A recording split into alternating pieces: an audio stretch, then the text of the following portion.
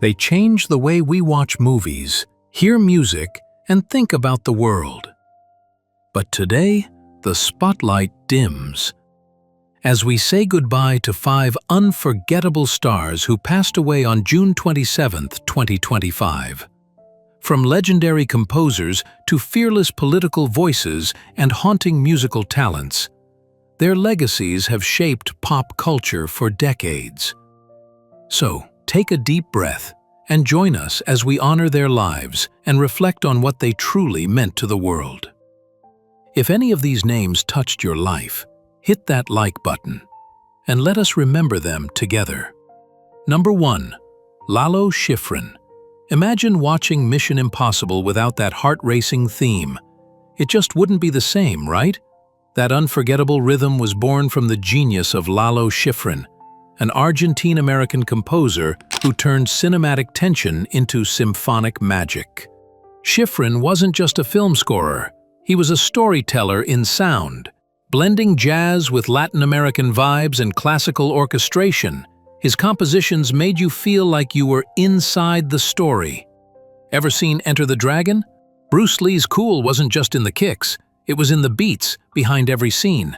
But did you know that Lalo was actually expelled from conservatory in Argentina for performing jazz? Kind of pirate the records and to listen to. No, what happened is they didn't allow at that time to sell the considered immoral, and they thought that jazz was immoral. Yep, jazz was frowned upon in those circles at the time, but that rebellious streak, it became his trademark. He scored everything from Cool Hand Luke to the Amityville Horror, and even composed the fanfare for Paramount Pictures in 1976. Yes, that iconic opening sound you've heard 100 times. Interestingly, Shiffrin often credited his background in classical music for helping him create that thrilling Mission Impossible rhythm in 5/4 time. A bold move that broke Hollywood's mold. Music students still study that piece today. His influence extended into gaming too. Gamers might be surprised to know that Shiffrin composed the title theme for Tom Clancy's Splinter Cell, Pandora Tomorrow. His sound design reached across generations and mediums. And here's an unexpected twist.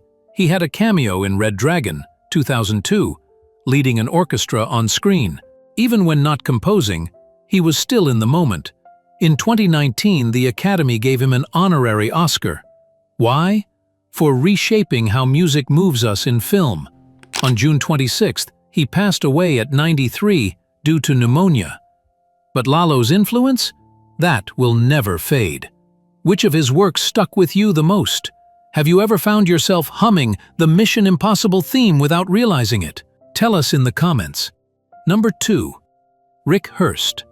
You might not recognize the name right away, but you definitely remember the laugh. Rick Hurst, the man behind Deputy Cletus Hogg from the Dukes of Hazzard, was the goofy sidekick we didn't know we needed. Cletus wasn't just comic relief, he gave heart to the chaos. Rick's character brought a sweet naivety to a show known for car chases and rebel antics. His comedic timing helped ground the show when it sometimes veered into the ridiculous. What a lot of fans don't know is that Rick almost didn't audition for the role. He was hesitant to join a car stunt show, but once he read the part of Cletus, he saw the heart in the humor. Good thing he said yes. Off-screen, Rick was a fan favorite at classic car shows and fan conventions. He was known for chatting with fans for hours and even signing autographs with Cletus-style doodles. There are stories of him attending small-town fairs just to surprise longtime fans. Fun fact, he had a minor but memorable cameo as the voice of the tournament announcer in The Karate Kid Part 3, 1989. Yep, that booming voice, all him. He was also a loving dad to 2 sons, including Ryan Hurst, who went on to star in Sons of Anarchy and The Walking Dead. Imagine that, 2 generations of scene stealers. Rick was married to Shelley Weir, and though the 2 later separated, they remained supportive of their children's careers. He passed away on June 26th at age 79. The cause hasn't been disclosed, but his memory lives on in every rerun and every fan photo taken at a dusty fairground. Were you a fan of the Dukes? Do you think shows today still have that same wholesome charm? Share your thoughts below. Number 3. Bill Moyers. If you ever question the media, politics, or who really pulls the strings, chances are you've heard of Bill Moyers. Journalist, political insider, advocate for the truth. As White House press secretary under LBJ, Moyers had an insider view of the 1960s, the civil rights movement, the Vietnam War, the Great Society reforms. He saw it all. But unlike many insiders, he didn't keep the secrets to himself. He later turned into one of the fiercest critics of the very government he once served. Through PBS, he became a champion for investigative journalism, giving voice to stories that mainstream networks ignored. His documentary, Buying the War, exposed how media compliance helped sell the Iraq War to the public. Think about that. Decades after serving in the White House, he was still asking the tough questions. Moyers was more than just a journalist. He was a philosopher of democracy. He once said, "Democracy doesn't require a perfect government. It requires a thinking public." And he never shied away from controversy. He served on the steering committee of the Bilderberg meetings, which naturally drew some speculative buzz from conspiracy circles. Love him or critique him, Moyers made you think. He died on June 26 at 91 after a battle with prostate cancer. But his ideas, his interviews, and his documentaries, they're still influencing the next wave of truth seekers. Do you miss the era of long-form journalism, or have short-form TikToks and Reels taken over your media diet? Comment below and let us know. Number 4.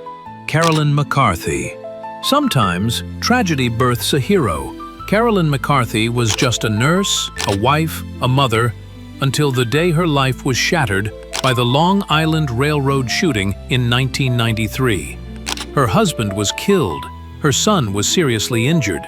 But instead of falling apart, Carolyn stood up. She changed political parties, ran for Congress in 1996, and won. 9 terms later, she was known as Capitol Hill's strongest gun control advocate. In a time when few politicians wanted to touch gun reform, Carolyn pushed forward with relentless passion. Her emotional testimony became central in debates over background checks, assault weapons, and high-capacity magazines. Behind the camera, Carolyn was known to be both compassionate and fierce. Colleagues admired her for not playing the political game. She was raw, real, and unfiltered, and voters respected her for it. She faced criticism, too. Detractors labeled her a one-note candidate, but she clapped back, saying, "When your family's torn apart by bullets, you don't need more than one note." She appeared on Oprah, 60 Minutes, and countless town halls across America. She even inspired parts of Julianne Moore's performance in the movie Safe, a film also centered around gun violence. Carolyn passed on June 26th at age 81. Her fight didn't end with her career. It planted seeds that continue to grow in today's legislative efforts. Do you believe personal experience makes for better leaders in politics? Tell us your thoughts in the comments. Number 5. Rebekah Del Rio. You might not know her name, but you've definitely heard her voice. Rebekah Del Rio could make a room fall silent with just one note. In David Lynch's Mulholland Drive, she delivered a ghostly performance of Lorando that brought audiences to tears. Her voice wasn't just sound, it was emotion laid bare.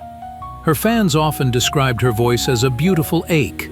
She wasn't classically trained, yet her delivery rivaled opera stars. She said music helped her survive heartbreak, loss, and the harsh world of Hollywood. Rebekah was fiercely independent. She turned down multiple major label contracts to maintain creative control, and yet she still managed to climb the charts in Europe, particularly in the Netherlands, where her single hit number 2. In Twin Peaks: The Return, she returned to the stage with No Stars, written with David Lynch and John Neff, and accompanied by Moby on guitar. A dreamlike performance that reminded fans how powerful simplicity can be. There's even speculation that her character in Mulholland Drive represents the voice of lost dreams in Hollywood, a tragic figure in a town that chews people up. She passed on June 23rd at just 57. Her cause of death remains undisclosed, and many fans are still in shock. Tributes are flooding social media, with fellow musicians calling her a treasure of tone. Did Rebekah's voice ever stop you in your tracks? Share your favorite song or moment in the comments. 5 lives, 5 legacies, 1 emotional day. These weren't just celebrities, they were storytellers, healers, and voices of change. Their stories may have ended, but their impact continues in every note, every line, every law. If you felt moved today, do 3 things. Hit like to honor their memory. Share a comment telling us which story struck you the most. Subscribe for daily tributes, breaking news, and celebrity legacy updates. Thank you for watching. Stay kind, stay curious, and never stop remembering the ones who made this world a little brighter.